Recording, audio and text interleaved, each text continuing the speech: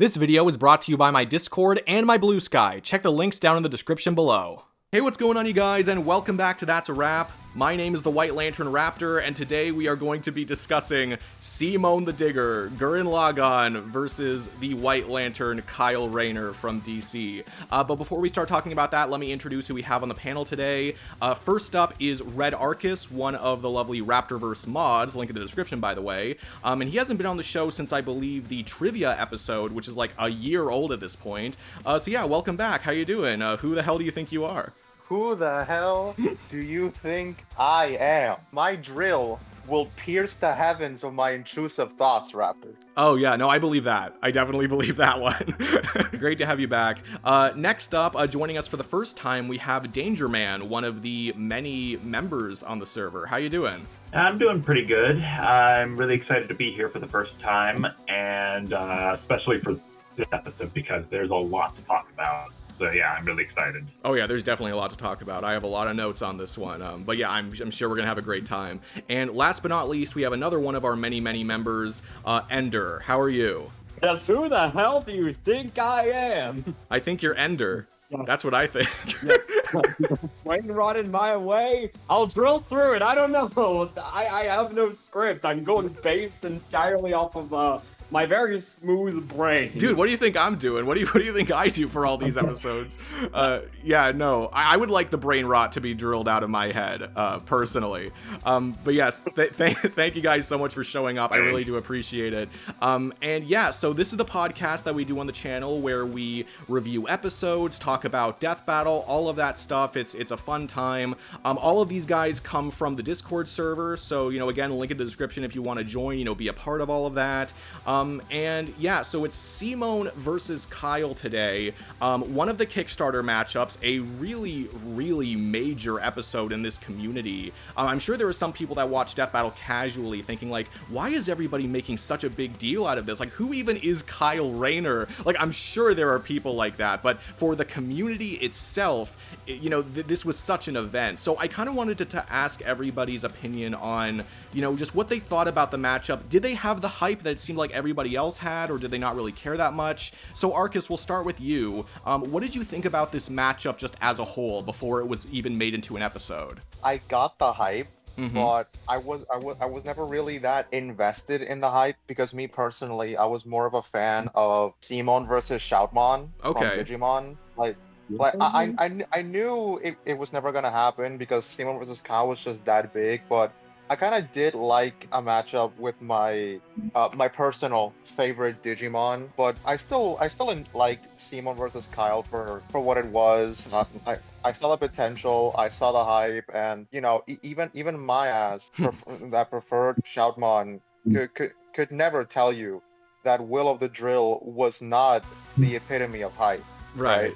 Yeah, no, I totally get it. And it is a little annoying when you have a distinct preferred for a character, but because the whole community is against you, and especially on the level that Simone versus Kyle was, it's like, this is just not possible, at least not to start, you know? Like, maybe years and years from now, you could get that episode, but you know that at the beginning, at least, it's just not possible. So I understand that is a little disappointing, but I'm happy you were still at least a little excited for it. I started finding out about the matchup around the end of 2020, and I slightly knew who Kyle was, but ironically, I had no idea who the hell Simone was.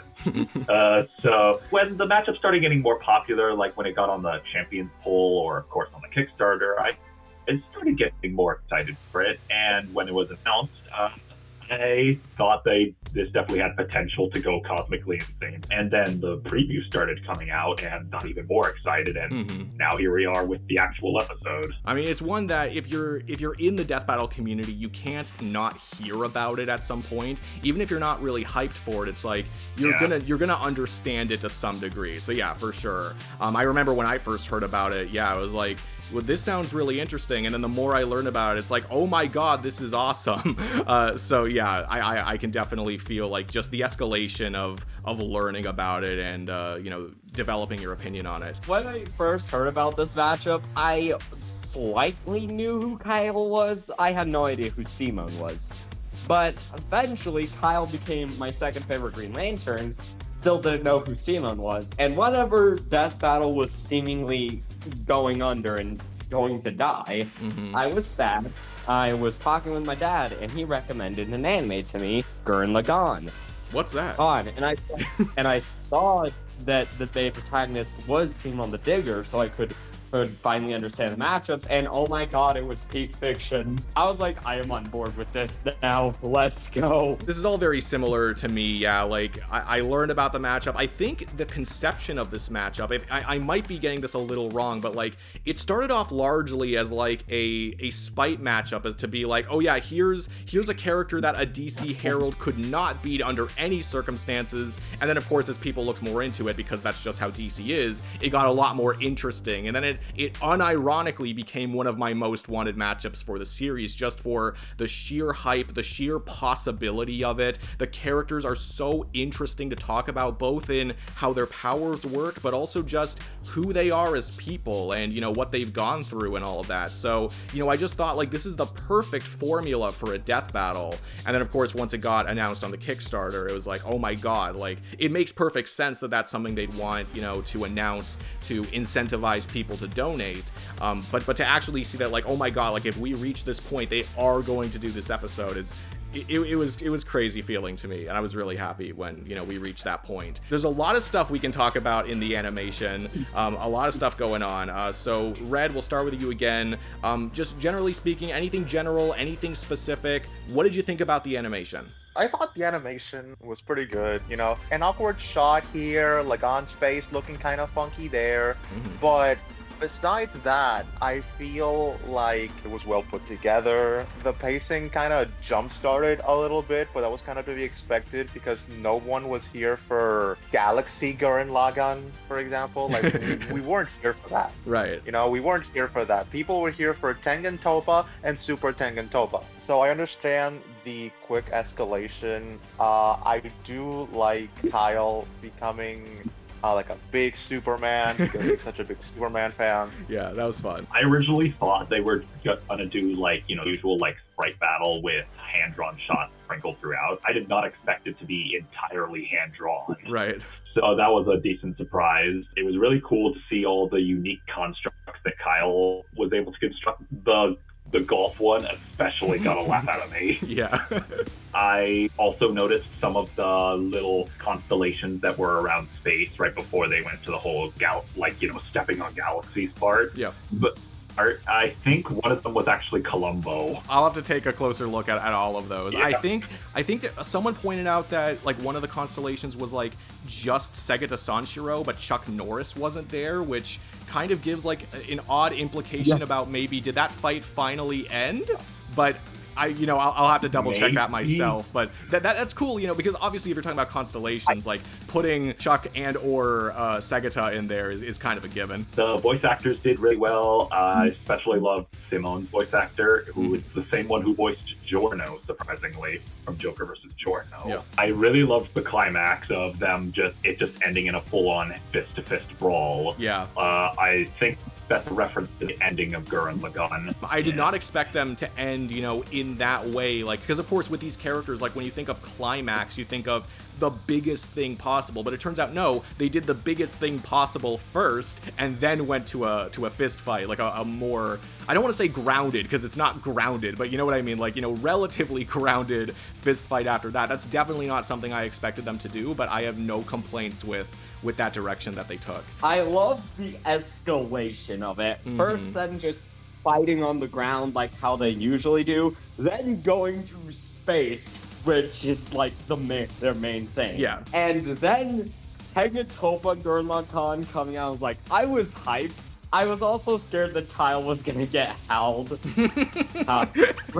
One part, like, yeah, Superman makes sense, but I would like it more if he, you know, made a mech. Sure. I also love that Simon drilled through the source wall, not because he needed to, just because he could.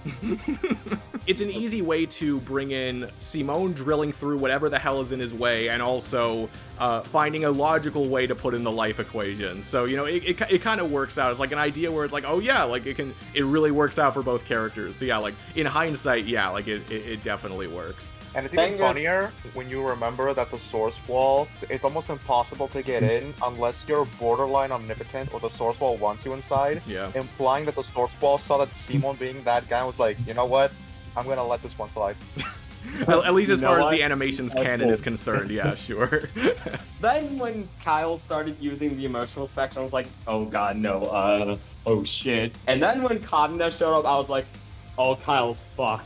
Let's go. Well, maybe, but they were probably going to put that in the animation regardless of who they came to the conclusion for, because if they don't put it in the animation, would you argue, like, well, then why didn't they? Like, if Kyle had won, would you have really preferred them not to give Simone an inspirational moment?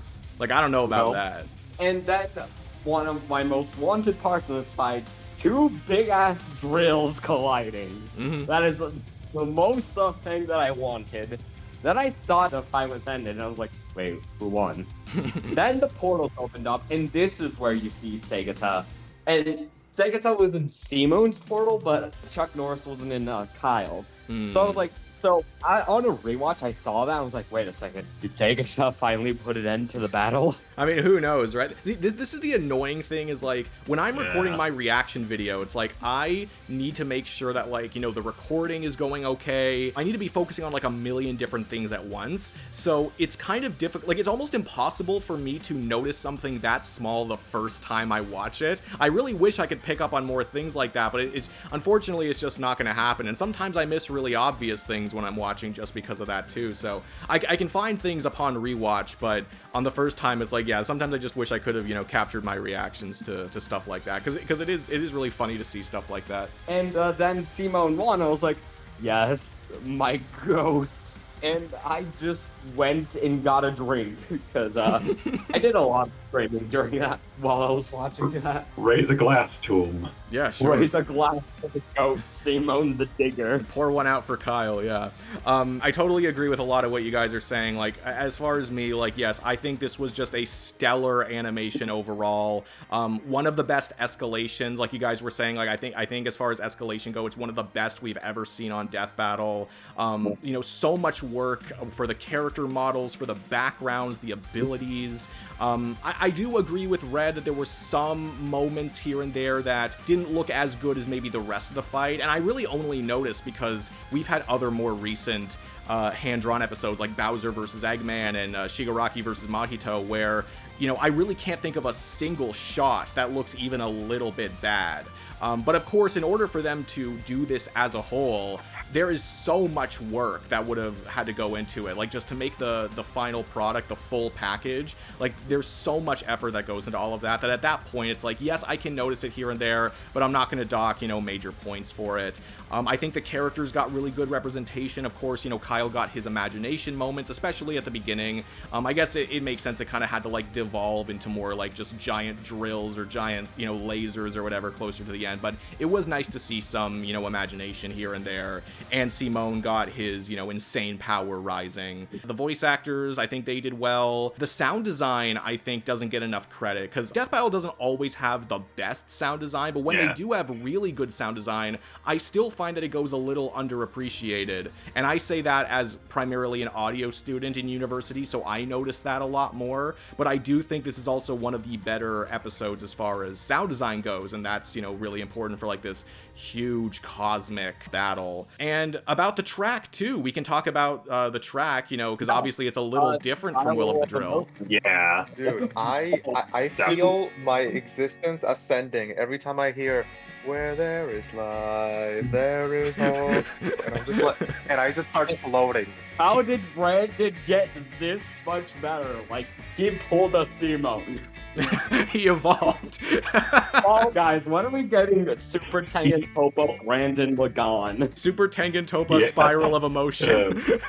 I don't really want to commit to saying that one track is better than the other personally, because I think that they do very specific jobs. Like, obviously, with Will of the Drill being a commission track, the point is to be like, you know, build up the hype and, you know, kind of fit what the commissioner was imagining for it. Whereas, of course, something like Spiral of Emotion needs to fit the tone of the animation better, and it needs to be timed with the animation and all of that. So I think both of them do their job perfectly.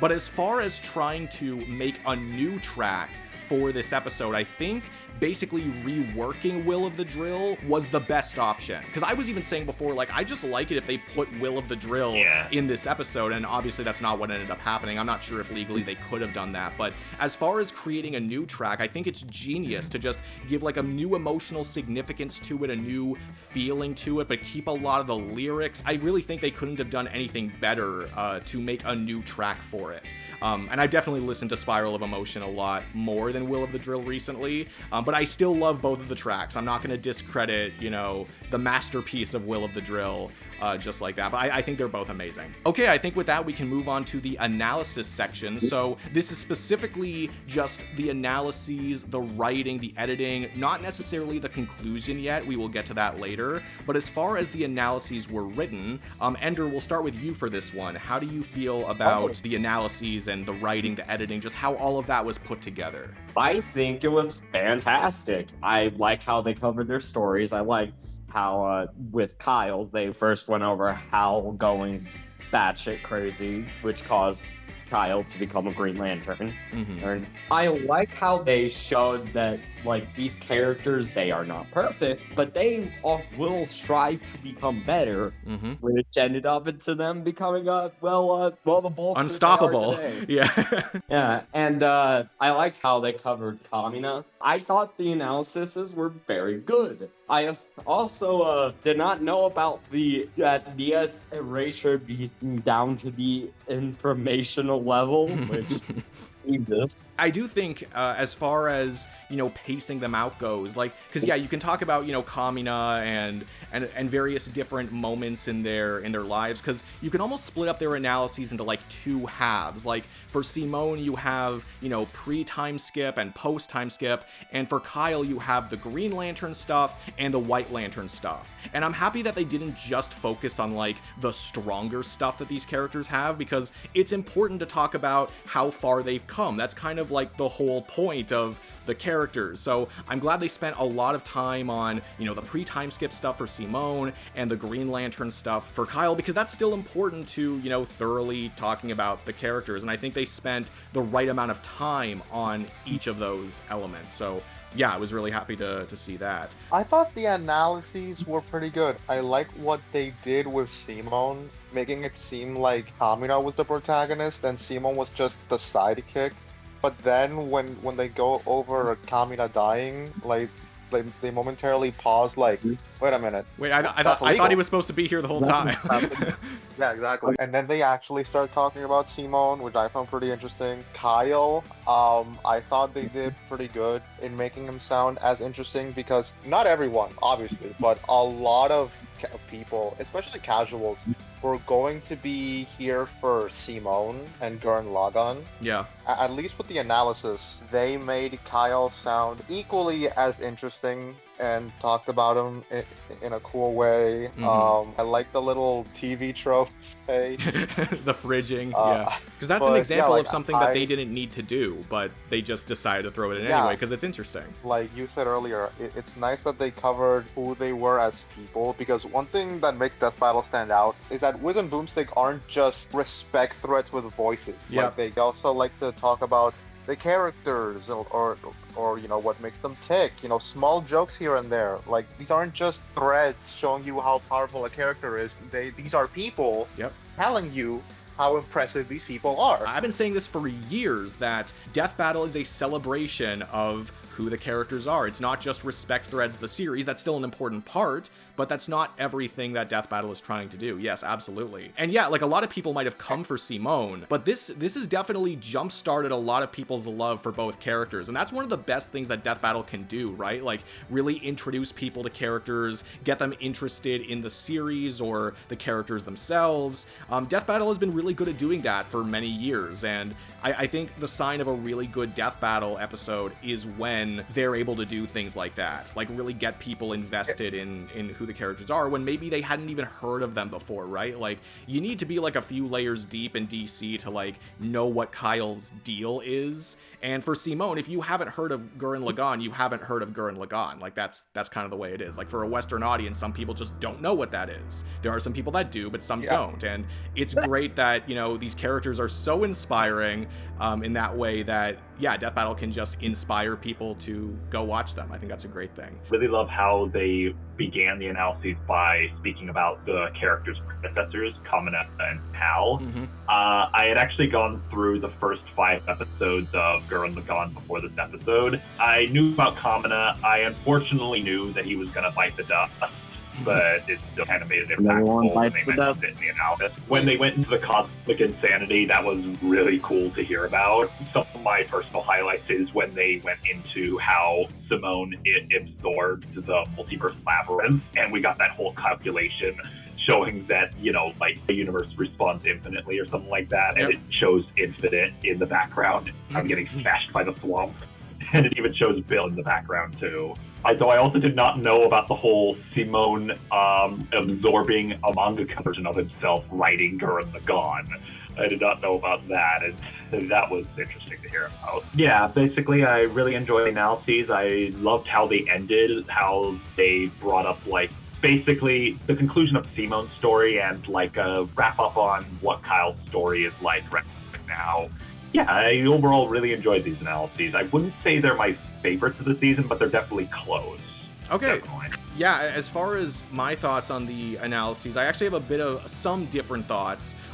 For me, I think that the analyses for Simone and Gurren Lagann, like just as a series, I think it's near perfect. Like, especially with how deep they went into what Simone can do, how powerful he can get, you know, the magnitudes of infinity that he can, you know, rise to the challenge for all that. Like, I think his character and his world and Kamina and all that, like, I would say that is like a near perfect analysis. I can't think of too many things they could have done better than what they did in that. That's just my opinion, but to me, that's an amazing analysis.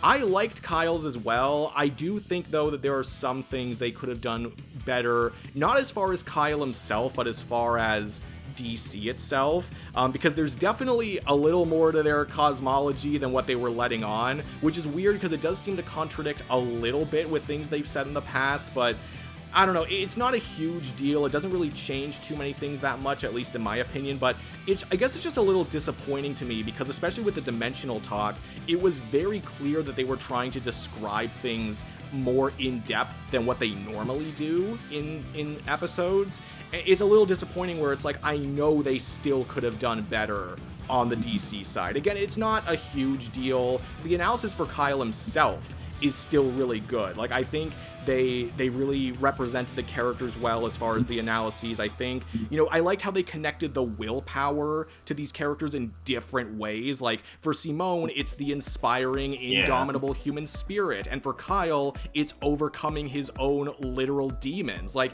not only is it a really easy way to talk about what these characters have done, but it's also like you can attribute the same theme to them in different ways. And I think that's a really interesting attribute for these characters. I'm really happy that Death Battle highlighted. I just think as far as the actual analysis of DC itself goes, it could have been refined a little bit more. And I know there are the black boxes, of course. Like, they were even saying that, you know, like, there are higher estimates for both Gurren Lagann and DC for how high they could get. But it almost just seemed like they wanted to pick the number that was, like, closest to the 11-dimensional labyrinth, which, again, like, I don't really see the point in doing that. I see the point in representing the characters as accurately as possible, but I don't know, that's just me. And as far as the editing goes, I think it's great as always. I love how, you know, they use the title cards and the way they manipulate the stationary media, like by increasing the text, you know, in data books, and of course, you know, manipulating the comic panels as they do. Wasn't a lot of humor in this script, but that obviously also wasn't the point, because you can use humor in two ways. You can kind of use it to make it so that people genuinely laugh at what you're saying, or you can use it more so to just break up the monotony of all the facts. And that second thing seemed to be more of what they were using the humor for. Although it was funny to dethrone SpongeBob's fastest calculable speed feat, I will say. And with that, I think we can move on to the outcome and the reasoning. So this is specifically the post-analysis. You can talk about if you agree with the episode, if you disagree with it, how you thought the reasoning was presented, anything like that. In terms of who I was betting or rooting for, I was rooting for Simone just because it seemed like this could be like an underdog story, possibly. But I knew that I betted against the Lantern last time, and let's say that did not go very well. Right. So I just ended up going with just the option of just going with Kyle, but I was still really happy that Simone won. And in terms of how they explained how he could win, I think I agreed with most of what they explained. I definitely, when the analyses were going, I was getting slight hints at it when they mentioned the whole informational level regeneration, and also how Kyle, when he was using the life equation, he had to split it apart, otherwise it would tear him apart. Overall, I'd say I agree with how they explained why Simone won. I actually made a YouTube short about this on my YouTube channel, which is like 15 subscribers. I thought it was a coin toss of a matchup. It's essentially, who do you think is more bullshit in their abilities? Right. Because Kyle started out stronger, but Simone would eventually get to that level due to how spiral power works. Who do you think is more bullshit? Which I did not know at that time. Sure. And after the episode, I agreed. I did not know about the resist informational erasure, which, what the hell, and absorbed the version of himself that was the mangaka of Gurren Lagann. Ed, I do think Kyle should have just fully taken imagination. Okay. But overall, they did really well. I was on Team Kyle just to be safe. I don't disagree with what they said because this matchup was kind of a nail biter, but I do feel like some stuff could have been worded or phrased a little bit differently or better because, like they said, Kyle should have just taken imagination straight up, and their reasoning was like really weird because it's like, yeah, Kyle has consistently shown to be much more creative with his stuff, unlike Simone, who just does drills, and more drills. But my energy absorption, though. Yeah, that's not really attributed to imagination, really. That's just a power, Yeah. a really good power, a really good power for that battle, but it is just a power, not really like attributed to imagination itself. Again, I don't disagree with what they said about how Simone could jump infinities to match Kyle, but at the same time, I do find it kind of funny that someone called this outcome Guts versus Nightmare, but with Riz. It is kind of funny how, like, they can actually use the Simone does this every single day thing. Like, they can actually use that argument, and it kind of works better than Guts versus Nightmare. That's definitely something I noticed. Yeah, I know that because that's just how spiral power works. But but someone made the comparison, and I'm just like, I can't 100% disagree with that idea. But at the same, you get what I'm saying? No, I understand. I do wish that they at least pointed out that Kyle could have absorbed Simone's soul, but it's not something that he would do in character because I don't think Simone could resist that. They made it sound like Kyle had no long-term win cons. So it's his informational soul. You can't pull. I have no idea. I'm just bullshitting. I don't know. I mean, to be fair, when you're talking about these guys, who fucking knows that? Yeah, exactly. You could literally say the craziest thing, and it's like, I kind of have to believe you. Yeah. I do think that they should have given Kyle some, like, either imagination or just at least pointed out that, oh, he could have absorbed Simone's soul, but it's not as in character for him to do as opposed to Simone just drilling him in the face, right? Sure. As far as my opinions on this go, overall, yes, I can get behind their outcome.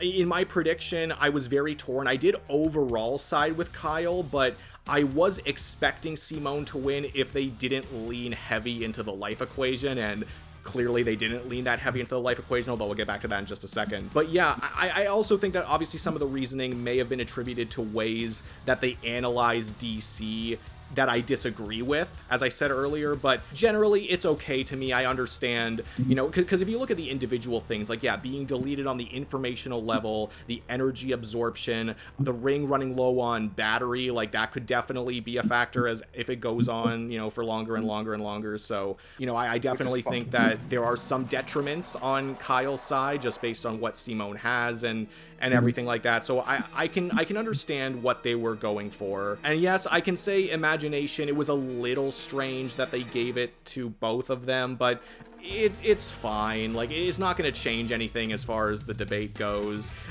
It's the kind of thing where Simone, if he had the imagination, he could basically do all of that stuff too.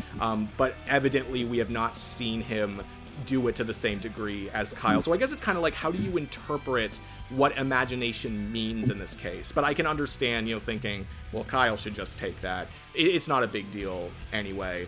My biggest complaint with the conclusion was kind of how they handled the life equation. I'm not really here to say that whether or not the life equation would change the outcome or whether or not he should have it. I've talked about stuff like that before. I'm not really going to go over that again. But my main issue was kind of like how they talked about it in the conclusion. Like, they even said that it would have been more than a match for Simone, but then because they said it's as much a detriment as it is a benefit, but they act as if that means he couldn't even use the life equation at all, which is very strange because he's had the life equation and he has used it successfully. Yes, it would eventually corrupt him, but it's not like it would corrupt him as soon as he used it. Like, that's not fair to say, So it was very strange because it's almost like they wanted to include it, but they didn't want to be very committal to it. Of course, they know things that they can't always put into the video for time purposes, so like, I'm sure they have a good reason for their final conclusion and all of that. And again, if you don't put a large focus on the life equation, I can totally get behind Simone winning. Maybe that's not what they were trying to do, but it just came off to me as being very non-committal to the life equation, even though they're trying to also talk about it. And I guess I would just prefer they either go all in one way or the other. Either say you're not going to include it and don't include it, or include it and talk about everything that it either could or could not do. Because again, if they're really trying to say that the life equation is so much of a detriment to Kyle that it would just provide no advantage to him in the fight at all, even to start, I disagree with that completely. Because he's used it to his advantage before, so I would just really have preferred if they talked a little more about that. This was always going to be close. Even if you had Kyle several infinities above Simone, like, this was still a conversation because it's just spiral power is just built different like that. Yeah, and that's why I don't have a huge issue with them saying, DC is only 12.3 dimensions or whatever. Like, even as far back as my prediction, I knew that Simone, with him being able to leap that much in power, even if there's a 0% chance of him winning the fight, he'll just change the probability to make him win the fight, right? So it literally does, as far as the outcome goes, it's not a big deal. Yeah, like 0% chance, nah. Yeah. Dig a drill break. Exactly. So like, as far as the outcome goes, it's not huge. It's just, again, when you're trying to represent the characters as accurately as possible, and I just see things where it's like, oh, well, they could have explained that better or differently, it just bums me out a little bit. But as far as like the actual outcome goes, like, yeah, like spiral power is fucking ridiculous, even by DC standards, which is really insane to think about. And I've said this a ton of times, but I was really annoyed when it's like people were just hating on Kyle because they really wanted to see a DC Herald lose. Like, those people really frustrate me because there is no series that deserves to win or lose for whatever reason. Like, we're literally just here to figure out who wins or come to some kind of conclusion for who wins. And you may not like that a series keeps winning, but if that's the most accurate truth that you can find, then why aren't you saying that, right? Like, we can't skewer debatability or victors just because we want to. I will admit, though, it is a little nice to see that it's at least possible for comic heralds to be genuinely beaten, at least on Death Battle. It's just there is an attitude that, kind of frustrates me, but generally speaking, yes, it was nice to see it, just to open up that possibility that you don't need SpongeBob versus Aquaman or Harley versus Jinx. Like, you don't need to use these weaker DC characters to get DC losses all the time. There's a series that I really love that just has lost so many times, Power Rangers. But like, yeah, I just want a good episode. Bonus if the series I like wins. Yeah, well, I mean, you want it to be a well-made episode, and it's nice if your character wins, but you also want it to be, or at least I want it to be accurate. Like, I could have my favorite character versus literally the one above all or whatever, and it's like, I'm not going to be satisfied if my favorite character wins that fight, right? Like, that can only go so far to me. Yeah. For me, like, that's why I love, these kinds of talks, because I love, doing the research, trying to figure out to the best of your ability who wins. That honestly honestly satisfies me more than my favorite character winning. And I think that's really an unpopular opinion, but for me, that's why I feel like I can try to not be biased a lot of the time, because I feel more strongly about getting it quote-unquote right. I don't really think there is a right or wrong, but you know what I mean? Like, trying to come to the best conclusion you possibly can based on the facts, that means a lot more to me, but that's just me.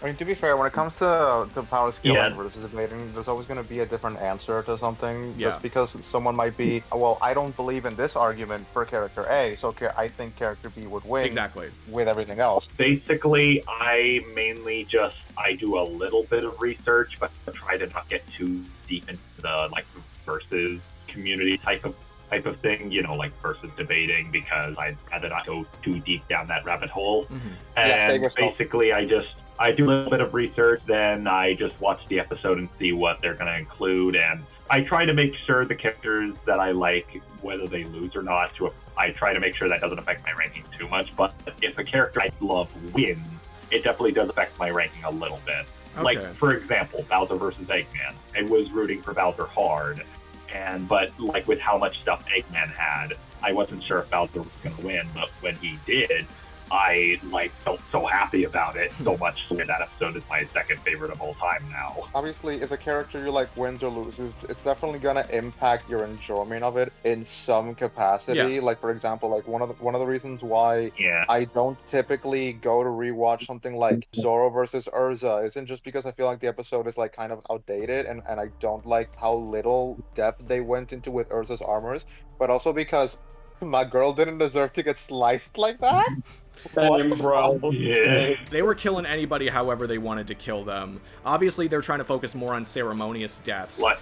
Even though I think some people need to remember that brutal deaths are still a part of the show. I don't think that we should be trying to remove them completely, but that's kind of a discussion for another day. I think that this is a very, very well-made episode. Like, I've seen some people say it's their new favorite episode, and I think that's amazing. Like, for me, I would say that this is like as far as like the production goes, it's like a Bowser versus Eggman level episode, or like at least approaching it. I have no problem really claiming that as far as my opinion goes. I have some more personal nitpicks than like Bowser versus Eggman, for instance, although I know some people do have nitpicks for that one too, so that really, like, that goes from person to person, right? I do have some personal nitpicks for this one, but I won't let it detract from my enjoyment for it, because I still think it was amazingly made, and I do not think the analyses are immune to criticism just because the animation was really good. I see some people saying like, oh, this was the best episode that's ever been made, but it's very clear they're only basing that off of the animation, and I think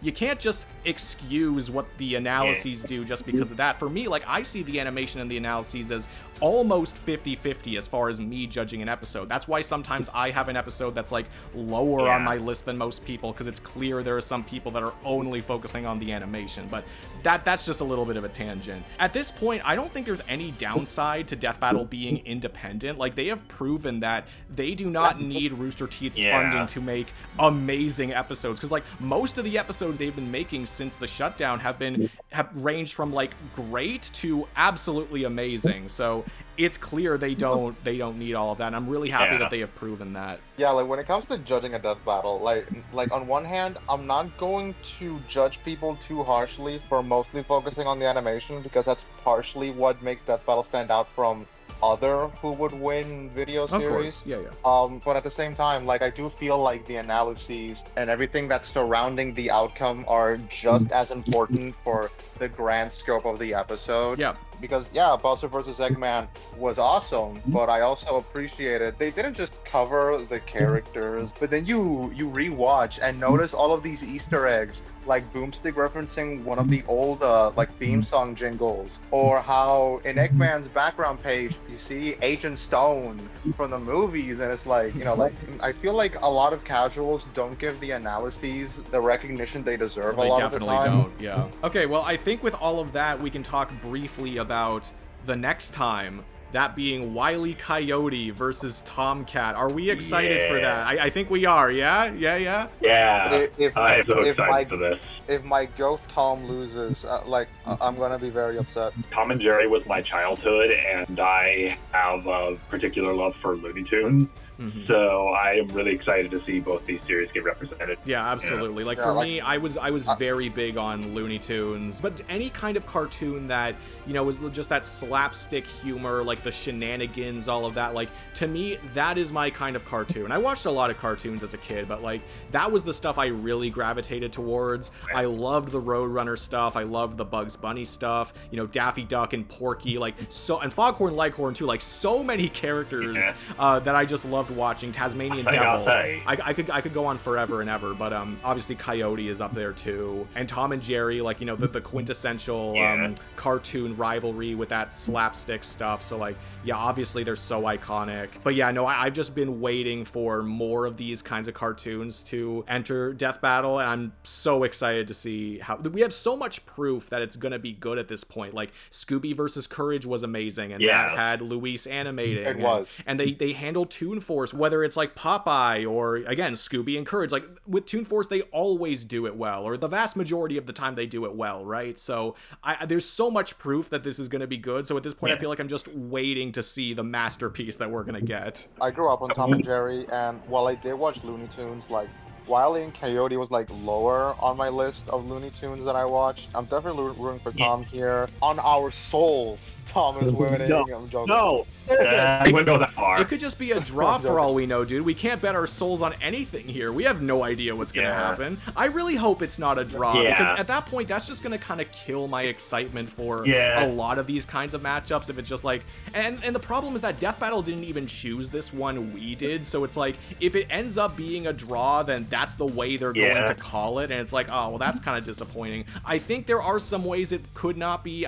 For anyone listening to this, I do have my prediction video. You can go check that out if you want to hear my thoughts, but I am very much hoping either way that it is not a draw. So I'm just hoping for that, because I want these kinds of cartoons, as crazy as they are, I don't want them to be misrepresented, obviously, but as crazy as they are, I would like them to fall under Death Battle rules as best as possible, but we'll just have to wait and see. I'm personally rooting for Tom because I have a bit more of an attachment to Tom and Jerry, but I am starting to almost think that maybe Wile E might have this. I feel like the things he survived have been a lot crazier, and same with the inventions that he's come across. I have no idea who's gonna win. I am honestly holding on to the copium that Tom might clutch, because he's actually beaten his nemesis a few times, whereas Wile E just doesn't. It's literally written. It's a law of the Roadrunner cartoon that he cannot beat the Roadrunner. Yeah. I would not be surprised if Wile E manages to take it. I don't know anything. There are definitely multiple ways to argue it. They do have very distinct advantages over each other, but they're also evenly matched in a lot of ways. But either way, yes, I'm very excited to see Death Battle's own interpretation on it. I think production-wise, no matter who wins, I think it's going to be enjoyable. This is not one of those matchups where I really have a huge investment in who wins, because they're both cartoon characters and they're both so fun to watch. As long as it's not a draw, I will be visibly disappointed if it is a draw, but if that's also how Death Battle comes to the conclusion, then it's again, we don't want them to change how they genuinely feel. They should still be trying to present what is fair and true to them. I just really hope it doesn't turn out that way. I could not give two shits about it. I do not care for this matchup. Come on, man. I did not grow up on either of these cartoons. My goat, Bugs Bunny, is the man I grew up on. Well, yeah, no, I want Bugs Bunny too. Don't get me wrong. I love that guy, but I'm so happy to get this one. In hindsight, I am really happy that this is the one that won the Tournament of Champions, because overall, I was rooting for Gru versus Megamind, but we're getting that one anyway. They've had a lot of time to work on this one now, and they know that this is the one that we wanted out of 32 matchups, so I really think they are going to put the right amount of time into this. Back when I was younger, I had the DVD for the racing movie and the one where they go to Mars. Oh, yes. And I also those two are amazing. And I also really enjoyed the Wizard of Oz crossover movie. If I had to root for one character and bet another, I would probably be rooting Tom and betting Wile. I know that during the animation, these two are going to be doing a lot more damage to themselves than each other, just judging from their background. Yeah. I mean, you gotta. Like, if that doesn't happen, then is it really the characters? Like, Yeah. If I don't hear even a single Tom scream, this episode is an automatic 0 out of 10. I just want the anvil to show up. We need, like, at least one anvil. Ideally more, but I'll take Why one. Yeah. the anvil? Oh my god, yeah. Okay, so I think that basically wraps everything up. Thank you guys so much for being on the show. I really appreciate it. I think you guys had a lot of great things to say, a lot of different things to say. And to everyone listening, thank you so much for watching. Again, we do these kinds of episodes for every Death Battle episode that comes out. So if you're interested in seeing more of that or anything else that's on the channel, be sure to give this video a like and subscribe. With all of that said, that is a wrap. Good night, everybody. He said the thing! See you. He said the thing! He said the thing! He said the thing! Yeah, he said the thing, chat! Say the line, Raptor! I'm keeping all of this in, just so you know. I'm keeping literally all of that in.